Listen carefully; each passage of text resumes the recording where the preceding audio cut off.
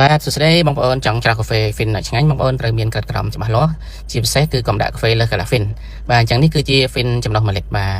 អញ្ចឹងយើងមិនចេះក៏អាចធ្វើបានដែរដោយសារមានរូបមន្តច្បាស់លាស់កាហ្វេបងប្អូនដួសដាក់កាឡា Fin ដូចក្នុងរូបភាពនេះបងប្អូនស្រីក៏អាចច្រោះកាហ្វេសោះតែម្ដងប៉ុន្តែដោយសាររូបមន្តណាបងប្អូនកាហ្វេដាក់កាឡា Fin បាទបើគិតជាស្លាបព្រា10ស្លាបព្រាបើគិតជាខាំគឺ1ខាំកន្លះរោយអំបិលមួយចិបហើយដាំទឹកឲ្យពុះយកមករោយផ្សៅមុខកាហ្វេបាទមួយលិចតែម្ដងណាបងប្អូនចឹងរោយឲ្យលិចបាទអញ្ចឹងនៅពេលដែលរោយទឹកលិចហើយបងប្អូនសម្រាប់បន្តិចសិនរោយចាក់ម្ដងទៀតឲ្យពេញអញ្ចឹងនេះគឺជាតង់ទី2អញ្ចឹងនៅពេលដែលបងប្អូនចាក់ទឹកព្យាយាមចាក់ឲ្យរាងខ្លាំងបន្តិចគឺឲ្យផុង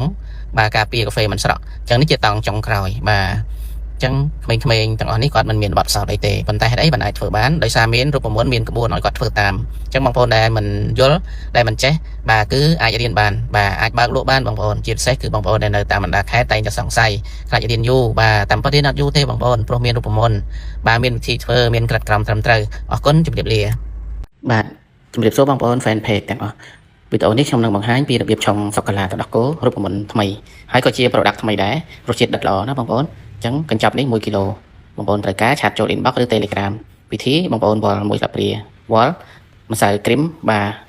1ស្លាបព្រាវល់ដូចគ្នាអ្វីដែលបងប្អូនត្រូវដាក់គឺទឹកក្តៅចំនួន50បាទហើយនឹងទឹកដោះគោស្រស់ចំនួន50ចំពោះទឹកដោះគោខាប់បងប្អូនវល់ទៅតាមកម្រិតផ្អែមនៅក្នុងវីដេអូនេះខ្ញុំវល់40 ml បាទរួចប្រើ mixer បាទកូរបាទឲ្យសព្វខ្លាយជាគ្រីមបាទដែលមិនខាត់ពេកល្មមញ៉ាំណាបងប្អូនចឹងបងប្អូនមាន mixer បែបណាក៏បានដែរគឺធ្វើបែបនេះបាទងាយស្រួលហើយវិធីឆុងនេះបាទបងប្អូនត្រូវវាយរសជាតិឲ្យចូលគ្នារួចទៅត្រៀមទឹកកកបាទអញ្ចឹងសម្រាប់កែវទឹកកកនេះបងប្អូនត្រូវត្រៀមទឹកដោះគោស្រស់ fresh meal បាទចំនួន80 ទៅ 100 ml អញ្ចឹង80 ទៅ 100 ml នេះបងប្អូនអាចថែមជាតិផ្អែមនៅចន្លោះ20 ទៅ 30 ml បាទអាស្រ័យលើចូលចិត្តផ្អែមដិតឬផ្អែមខ្លាំងដោយសារម្សៅសូកូឡានោះយើងបានដាក់ជាតិផ្អែមរួចហើយអញ្ចឹងកូរដាក់ទឹកកកឲ្យសព្វបាទអញ្ចឹងរសជាតិនេះបងប្អូនឆុងញ៉ាច់ជាន់បាទទឹកដោះគោស្រស់នៅពីក្រោមបាទសូកូឡានៅពីលើគឺចាក់បែបនេះអញ្ចឹងរូបមន្តនេះបងប្អូនអាចយកទៅធ្វើជាមួយម្សៅរសជាតិផ្សេងៗបានដូចគ្នាបាទសង្ឃឹមថាវីដេអូនេះនឹងមានប្រយោជន៍សម្រាប់បងប្អូន